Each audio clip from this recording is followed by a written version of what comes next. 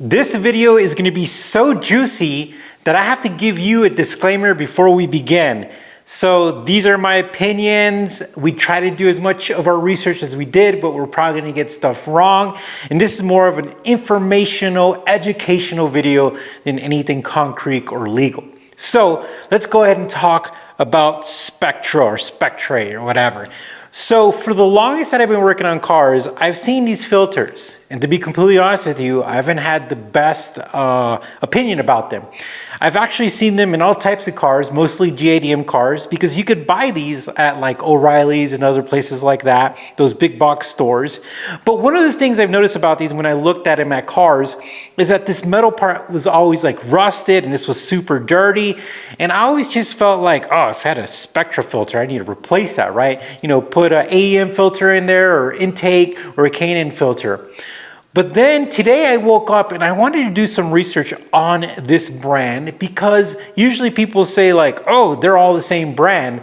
And so I decided to do some analysis and did some digging and I found out some insane stuff. So first off, I want to let you guys know that K&N and Spectra, again, let's see, Spectre,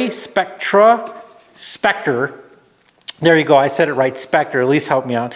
Spectre Air Filters or Spectre Performance Filters, at one point in time, they were not the same company as K&N. And how do I know that?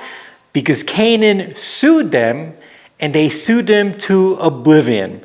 So they sued Spectra Performance, I think they were called Industry or something like that at one point in time. And the reason why is for false advertisement, some like not fair competition and false statements. And what they were saying is that Spectra was making the same claims as K&N as far as fuel economy, gains like dyno gains and performance gains, and something to do with carb and EPA or whatever. I could be getting some of those things wrong, but essentially they sued him for false advertisement and they won. And it was something like a $7 million judgment or something like that. It was kind of crazy. So what happened? Well, they went bankrupt. Now, I don't know if it was directly correlated because of the lawsuit and how it ended up panning out, which I'm pretty sure it was because very soon after they filed for bankruptcy and that's it. So of course, I just bought this at O'Reilly's today. So clearly they're not gone. They're still out there. So I wanted to find out what happened. And then somebody on the forums was saying, they were doing some research too. They were like, they're the same companies now. So did K&N not only dominate these people, but did they like buy them out? Well, one of the things we noticed is that first off, when you look at their addresses, they're at the exact same place. So you're like, oh snap. The only difference is it looks like K&N is owned by Goldman Sachs or something like that. And this has some other type of ownership. But the crazy thing is that they're under the same addresses. And then when you request an extra carb sticker, guess what address they send you to? The K&N address.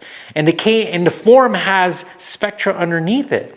So I'm thinking based on all the information, this is an assumption because they're the same addresses, the factory addresses, the customer service addresses, a lot of the websites are the same. But the crazy thing is if you research, you can't get a clear answer. You can't go on Google and find like something that says K&N bought Spectre or whatever. Again, I'm going to confuse the name of these people.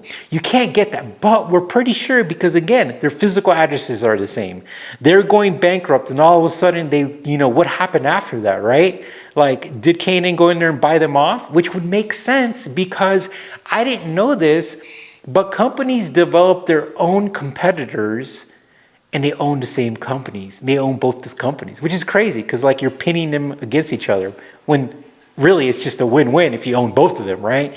So I thought I'd share that with you. I still will not put this on my car. I'm sorry, it's just not a brand that I ever associated with awesomeness. The crazy thing is I've been putting K&N in all of my cars. Now, am I the one who's not thinking correctly? Because if they're the same company, they're made at the same place, at the same bar, does it just really come down to the name of a brand?